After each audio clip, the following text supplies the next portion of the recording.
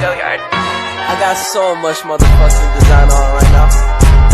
Break it down, bring it back, make it clap. I got 3 old thoughts, new block, where that thing. Bitches on my line, and you know they come strapped, hold up. Assalamualaikum warahmatullahi wabarakatuh. Di sini saya akan menjelaskan hasil dari resume saya dengan materi yang berjudul Hakikat, Kedudukan, Sejarah, dan Fungsi Bahasa.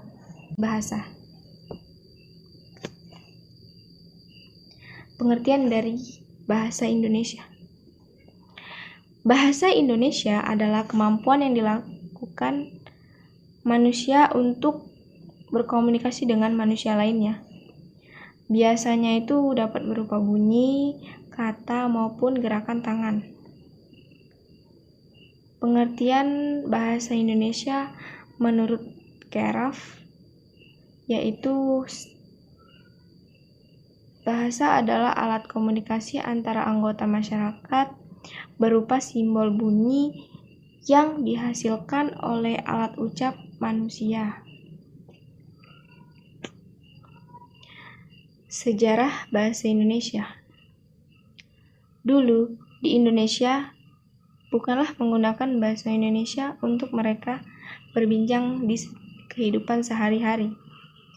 Namun mereka menggunakan bahasa Melayu dalam mereka memulai kegiatan dan juga dalam pembuatan cerita, puisi, pantun, dan sebagainya.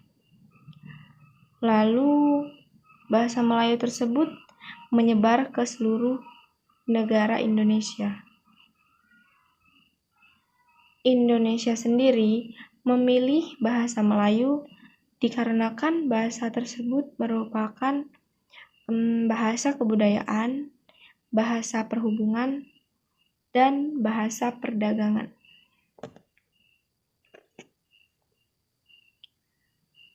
Indonesia mempunyai alasan mengapa bahasa Melayu menjadi dasar bahasa Indonesia, yaitu yang pertama lingua franca, yang kedua demokratis, dan yang ketiga itu bahasa kesusastraan.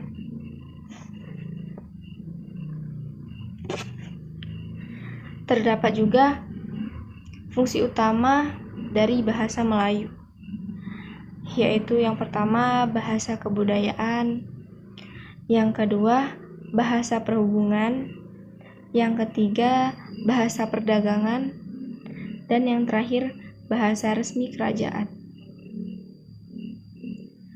Bukti tertulis yang dinyatakan bahwa bahasa Melayu pernah dipakai di suatu daerah tersebut yaitu dapat ditemukannya prasasti-prasasti di berbagai negara Indonesia. Asal nama bahasa Indonesia.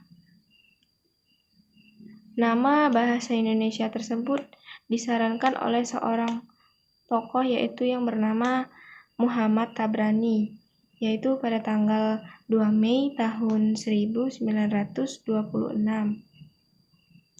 1850 Indonesian George Windsor Earl. 1850 Indonesian G.R. Logan. 1875 Indonesisch Bastian. 1925 Perhimpunan Indonesia di negara Belanda. Terdapat cuplikan pidato dari Muhammad Tabrani pada rapat panitia perumusan Kongres Pemuda di Indonesia pertama pada tanggal 2 Mei tahun 1926. Pidato tersebut berbunyi, "Kita sudah mengaku bertumpah darah satu, tanah Indonesia. Kita sudah mengaku berbangsa satu, bangsa Indonesia. Mengapa kita harus mengaku bahasa persatuan bukan bahasa Indonesia? Bahasa persatuan hendaknya bernama bahasa Indonesia. Kalau bahasa Indonesia belum ada, kita lahirkan bahasa Indonesia melalui Kongres Pemuda pertama ini." Secara umum, bahasa itu sebagai alat komunikasi lisan maupun tulisan, yaitu menurut Santoso dan kawan-kawan pada tahun 2004. Fungsi bahasa meliputi yang pertama itu fungsi informasi yang dapat mengungkapkan perasaan. Yang kedua, alat ekspresi diri. Dilakukannya perlakuan terhadap antar anggota masyarakat.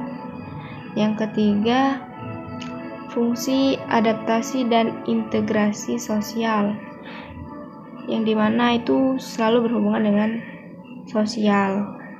Yang terakhir, kontrol sosial, yaitu mengatur tingkah laku manusia.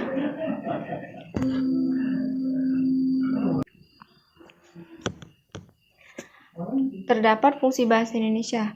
Yang pertama, sebagai pemersatu bangsa. Yang kedua, sebagai penanda kepribadian. Yang ketiga, sebagai penambah wibawa. Yang keempat, sebagai kerangka acuan. Kedudukan bahasa Indonesia. Terdapat kedudukan bahasa Indonesia.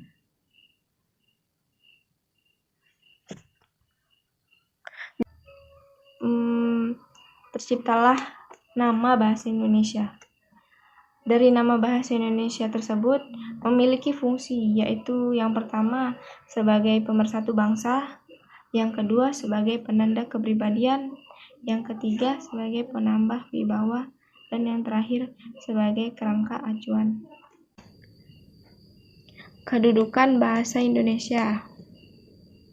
Bahasa Indonesia tersebut disebut dengan bahasa nasional karena bahasa Indonesia adalah bahasa persatuan. Bahasa Indonesia dapat dibuktikan dengan lambang kebanggaan Indonesia, sehingga bahasa Indonesia tersebut masih sangat eksis sampai saat ini, meskipun beberapa orang yang masih menggunakan bahasa asing dan berbagai bahasa daerahnya masing-masing. Fungsi dari bahasa negara. Yang pertama sebagai bahasa resmi, yang kedua sebagai alat pengantar dunia pendidikan, yang ketiga sebagai penghubung pada tingkat nasional untuk kepentingan, yang keempat perencanaan dan pelaksanaan pembangunan dan pemerintah, dan yang terakhir sebagai pengembang kebudayaan nasional, ilmu dan teknologi. Berikut ini penjelasan mengenai fungsi dari bahasa negara. Yang pertama itu fungsi bahasa negara. Bahasa Indonesia sebagai bahasa resmi kenegaraan, maksudnya itu dapat dibuktikan dengan digunakannya bahasa Indonesia dalam naskah proklamasi kemerdekaan Republik Indonesia pada tahun 1945. Dan yang kedua sebagai alat pengantar dalam dunia pendidikan, yaitu sebagai bahasa pengantar di berbagai lembaga pendidikan. Yang ketiga, sebagai penghubung pada tingkat nasional untuk kepentingan perencanaan dan pelaksanaan pembangunan serta pemerintah, yaitu digunakan dalam hubungan antar badan pemerintah dan penyebarluasan informasi kepada masyarakat. Yang terakhir, sebagai pengembang kebudayaan nasional, ilmu dan teknologi, adalah dengan penyebaran ilmu pengetahuan dan teknologi, baik melalui buku-buku pelajaran, buku-buku populer, majalah-majalah ilmiah, maupun media cetak lainnya. Hakikat dari bahasa Indonesia. Pada hakikatnya, bahasa itu merupakan bunyi ujar ataupun lisan. Dan juga menurut Kridalaksana tahun 1983, bahasa adalah sistem lambang bunyi yang arbiter yang digunakan oleh para kelompok sosial untuk bekerja sama, berkomunikasi, dan mengidentifikasi diri. Kemudian terdapat beberapa sifat-sifat bahasa, yaitu yang pertama itu bahasa adalah suatu sistem, dan yang kedua bahasa itu berwujud lambang, yang ketiga bahasa itu berupa bunyi, yang keempat bahasa bersifat arbiter, yang kelima bahasa itu bermakna, yang keenam bahasa itu bersifat unik, Yang ketujuh, bahasa itu bersifat universal. Dan yang terakhir, bahasa itu bervariasi. Sejak 9 Juli 2009, keberadaan dan penggunaan bahasa Indonesia sudah diatur dalam Undang-Undang Nomor 24 Tahun 2009, yaitu tentang bendera, bahasa, dan lambang negara, serta lagu kebangsaan. I've been searching for this all my life. You're just my type. I've been looking for a boy who